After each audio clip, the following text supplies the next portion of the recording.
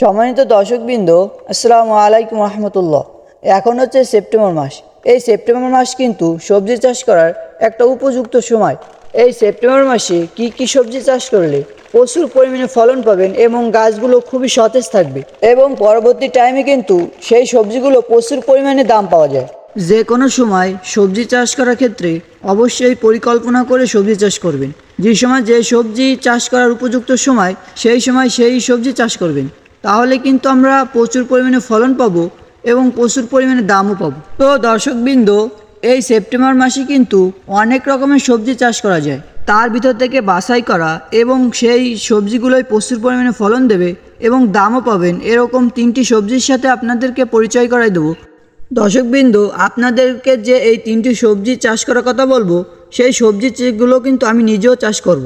আমি কিন্তু অলরেডি চাষ শুরু করছি। সেপ্টেম্বর মাসে সময় উপযোগী 1 নম্বর অর্থকারী ফসল হচ্ছে টমেটো চাষ। দর্শকবৃন্দ, এখন কিন্তু টমেটো চাষ করার উপযুক্ত সময়। এখন যদি টমেটো চাষ করেন তাহলে কিন্তু সিজনের আগাম টমেটো হিসাবে উঠবে বাজারে এবং সেই সময় কিন্তু টমেটোতে প্রচুর পরিমাণে দাম পাওয়া যাবে। এবং এই সময় যদি টমেটো চাষ করা হয় তাহলে কিন্তু প্রচুর পরিমাণে টমেটো গাছে ফলন দিয়ে থাকবে। টমেটোর ভালো মানের জাত নির্বাচন করে এবং টমেটোতে যদি ভালো পরিচর্যা করা হয় তাহলে কিন্তু প্রত্যেকটা টমেটো গাছ থেকে 10 থেকে 15 কেজি টমেটো অনায়াসেই হারভেস্ট করা যায়।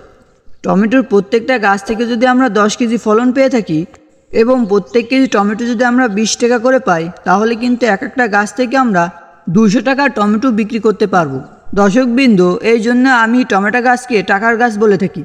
আপনারা যে কোনো সবজি চাষ করতে পারেন, তার পাশাপাশি যদি আপনারা টমেটো চাষ করতে চান তাহলে কিন্তু টমেটোটা চাষ করতে পারেন। দর্শকবৃন্দ, আমি কিন্তু টমেটো চাষ করব এই সময়। দর্শকবৃন্দ, আমি কিন্তু 4-5 পদের সবজি চাষ করা শুরু করে দিছি। আমি কিন্তু টমেটোর বীজ রোপণও করছি। দর্শকবৃন্দ, এখন আপনাদেরকে টমেটোর ভালো মানের জাতের সাথে পরিচয় করে দিই। যে জাতটা আপনাদেরকে পরিচয় করাই দেবো, এই জাতটা কিন্তু আমি নিজেও চাষ করছি। এই জাতটা কিন্তু আমি প্রত্যেক বছরই চাষ করে থাকি। শুধু এই জাতটা চাষ করি নাই, আরও কিছু জাত চাষ করছিলাম। তার ভিতর থেকে বাছাই করে এই জাতটায় কিন্তু প্রচুর পরিমাণে ফলন দিছে। এই জন্য আমি এই বছর এই জাতটা বেশি পরিমাণে চাষ করব। এই জন্য আপনাদেরকেও চাষ করতে বলছি। আপনারাও চাইলেও চাষ করতে পারেন এই জাতের টমেটো। জাতের নামটা হচ্ছে সিনজান্টার কোম্পানির বিপুল প্লাস। এই জাতটা কিন্তু অত্যন্ত ভালো একটা জাত।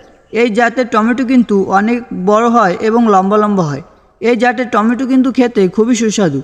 বাজারে খুবই চাহিদা এই জাতের টমেটো। এই জাতের টমেটোটা চাষ করতে পারেন।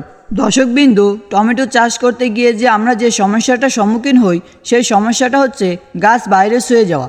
দর্শকবৃন্দ, এই জাতের টমেটো গাছে কিন্তু ভাইরাস দেখা যায় না।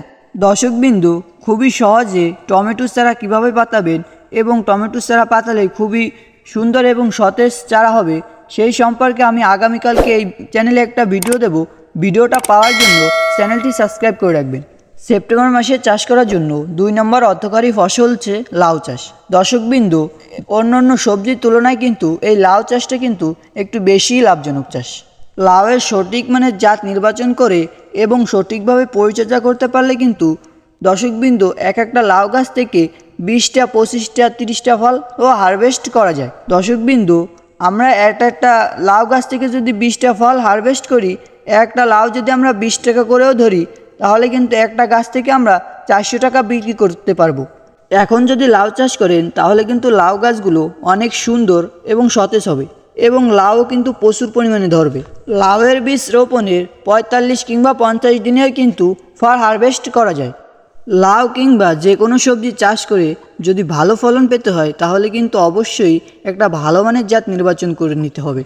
ভালো মানের জাত ছাড়া আমরা যতই পরিচর্যা করি না কেন লাউ গাছে, আমরা কিন্তু ভালো ফলন পাবো না। এই জন্য ভালো মানের জাত নির্বাচন করা উত্তম। আপনাদেরকে এখন আমি ভালো মানের 2টো জাতের সাথে পরিচয় করাই দিই, যে 2টো জাত আমি নিজেও চাষ করছি। 1 নম্বর জাতের কথা বলি। দর্শকবৃন্দ, এই জাতটা কিন্তু বাংলাদেশে অনেক জনপ্রিয়। এই জাতে কিন্তু প্রচুর পরিমাণে ফলনও দিয়ে থাকে। জাতের নাম হচ্ছে সুপ্রিম সিড কোম্পানির গ্রিন ম্যাজিক। এই জাতটা কিন্তু আমিও চাষ করছি, আপনারা চাইলেও চাষ করতে পারেন। আর একটা জাত হচ্ছে লাল তীর কোম্পানির ডায়ানা।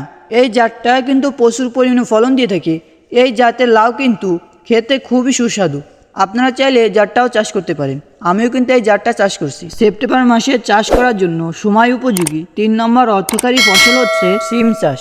এই সময় যদি সিমের বীজ রোপণ করা হয়, ভালো মানের সিমের বীজ রোপণ করা হয়, তাহলে কিন্তু 40 কিংবা 45 দিনে কিন্তু সিম গাছে ফল হারভেস্ট করা যায়।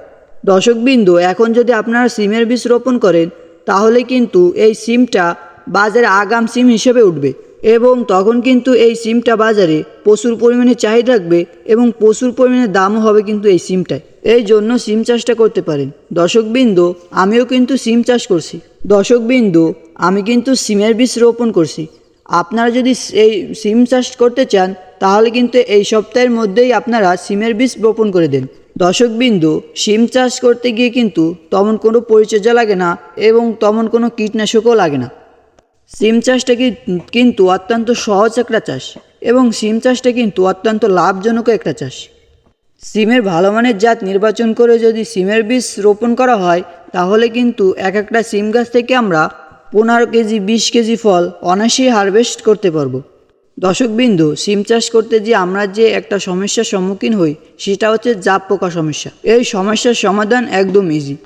আপনারা যদি ক্লোরপাইরিফস প্লাস সাইফারমেকটিন গ্রুপের কীটনাশক স্প্রে করে দেন জমিতে, তাহলে কিন্তু এই জাপ পোকা সমস্যা একদম অনায়াসেই দূর হয়ে যাবে। এই কীটনাশকটা প্রতি লিটারে 1 ml মিশিয়ে স্প্রে করবেন বিকেলবেলা। ক্লোরপাইরিফস প্লাস সাইফারমেকটিন গ্রুপের কীটনাশকের একটা নাম বলি, সেটা হচ্ছে নাইট্রো। দর্শকবৃন্দ, এখন সিমের ভালো মানের জাতের সাথে পরিচয় করাই দিই। সিমের জাতের ভিতর থেকে যে জাতটা আমার কাছে ভালো মনে হয় এবং আমি যে জাতটা চাষ করছি, সেটা হচ্ছে ইস্পাহানি কোম্পানির ইপসা 2। আপনারা আরও একটা জাত চাষ করতে পারেন, সেটা হচ্ছে লাল তীর কোম্পানির বাড়ি 2। আপনারা চাইলে এই জাতটাও চাষ করতে পারেন। আমিও এই দুটো জাতই চাষ করছি। দর্শকবৃন্দ, আপনারা চাইলেও চাষ করতে পারেন। দর্শকবৃন্দ, আপনারা চাইলেও চাষ করতে পারেন। দর্শকবৃন্দ, ভিডিওটা আজকে এ পর্যন্ত শেষ। যদি ভিডিওটা ভালো লাগে, তাহলে চ্যানেলটি সাবস্ক্রাইব করে রাখবেন। আমি কিন্তু এই চ্যানেলে প্রত্যেকদিন কৃষি বিষয়ক একটা ভিডিও আপলোড করে থাকি। সবজির সুবিধা কিংবা অসুবিধাগুলো কিন্তু আপনাদের মাঝে এই ভিডিওর মাধ্যমে তুলে ধরি। ভিডিওটা পাওয়ার জন্য চ্যানেলটি সাবস্ক্রাইব করে রাখবেন। সবাই সুস্থ থাকেন, ভালো থাকেন। আসসালামু আলাইকুম রহমতুল্লাহ।